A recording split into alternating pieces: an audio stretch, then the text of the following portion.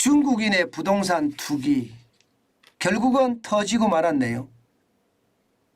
여러분들하고 제가 정환진 TV를 운영해 가면서 문재인 정부 시절에 중국인들이 부동산 투기를 한다 이런 말씀을 엄청 드렸습니다.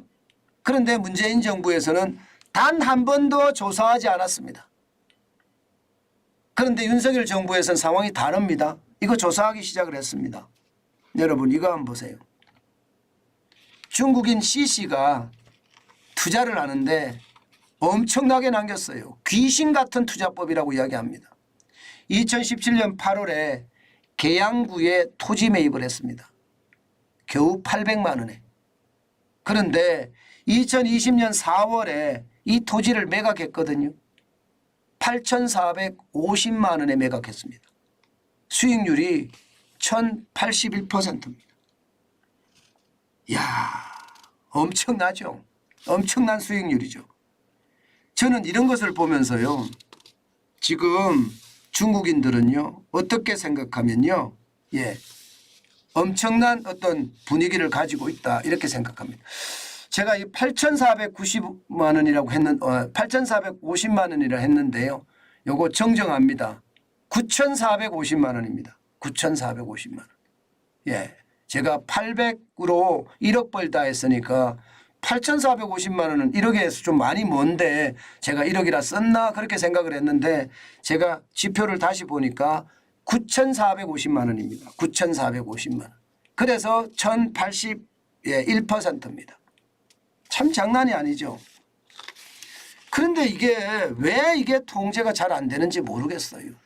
실제로 윤석열 정부에서 중국인들이 이 투기를 하면서 말입니다.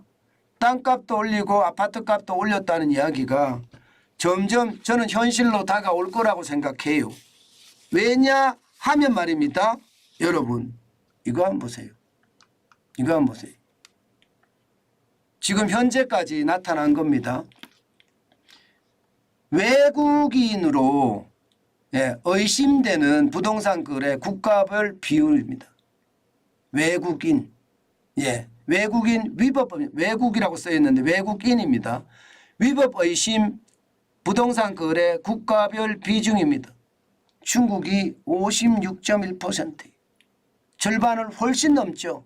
미국은 21%, 대만은 8%고요. 캐나다는 66%고 조세회피처에서는 2.7%, 일본은 2.4%입니다. 기타가 3.2%입니다. 그러면 56.6%면 어느 정도 수준이냐? 여러분 진짜 놀라운 수준입니다.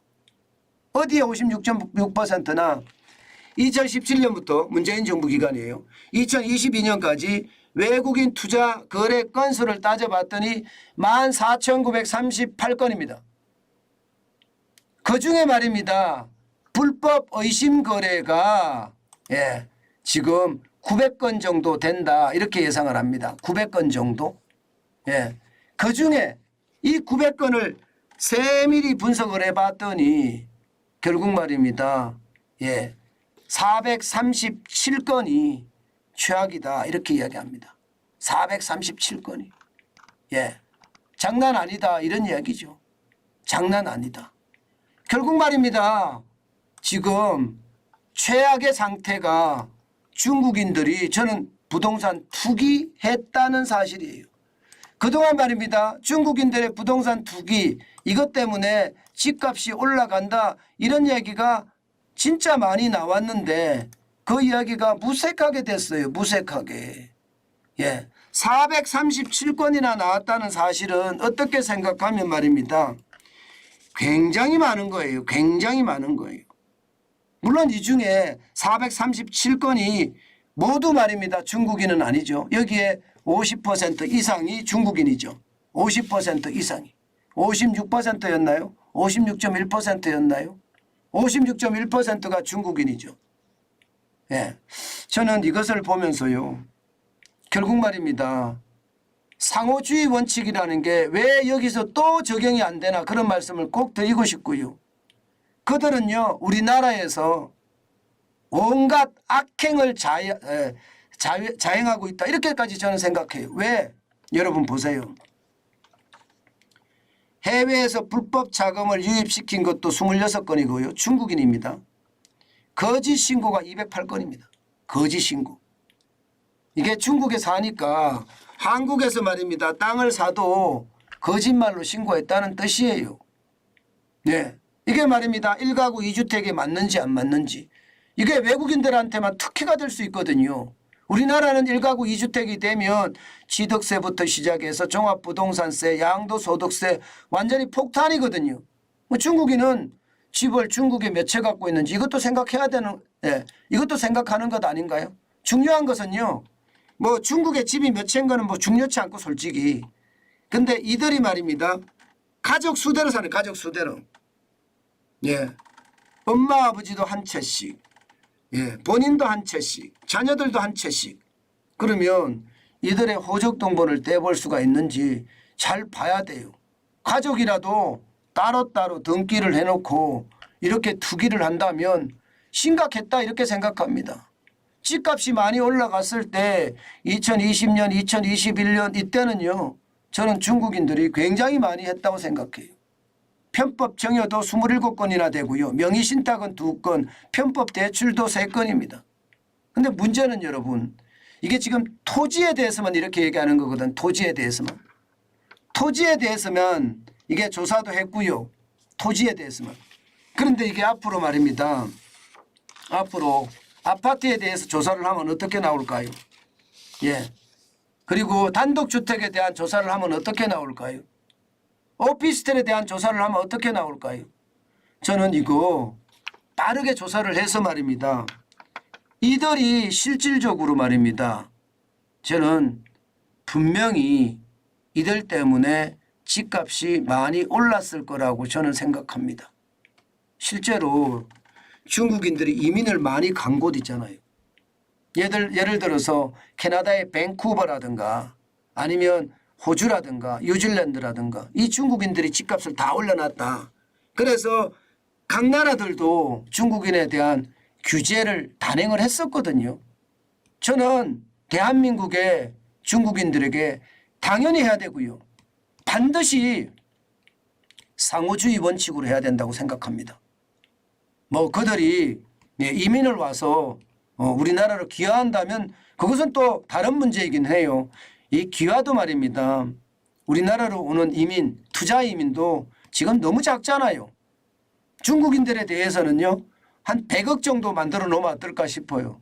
제가 너무 감정적으로 이야기한다고요? 맞습니다. 너무 감정적으로 이야기하는 것 같습니다. 그래도 투자 이민은 적어도 말입니다. 1억은 아니잖아요.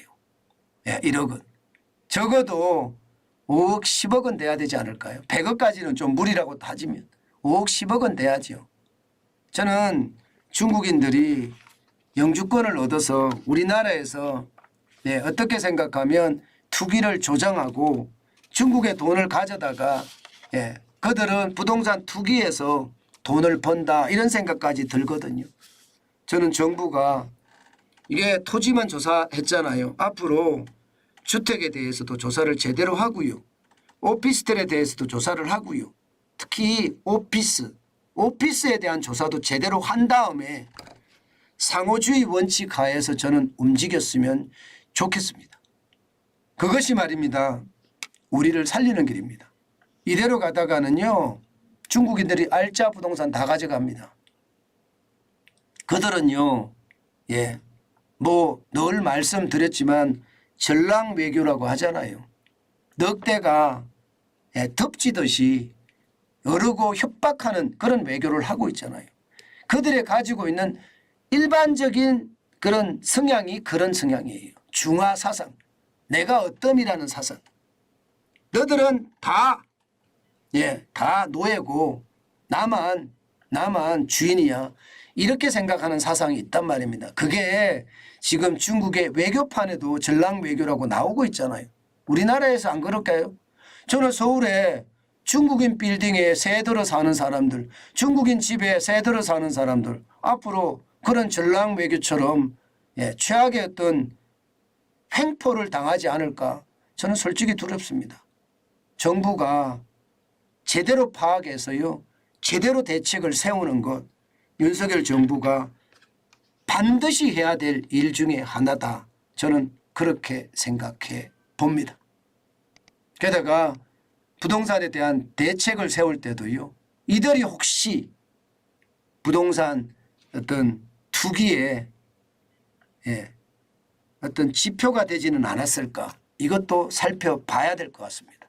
이들 때문에 집값이 엄청 올라갈 수도 있으니까요. 저는 윤석열 정부가 제대로 파악해서 제대로 된 대책을 내놓기를 기대하고 있습니다.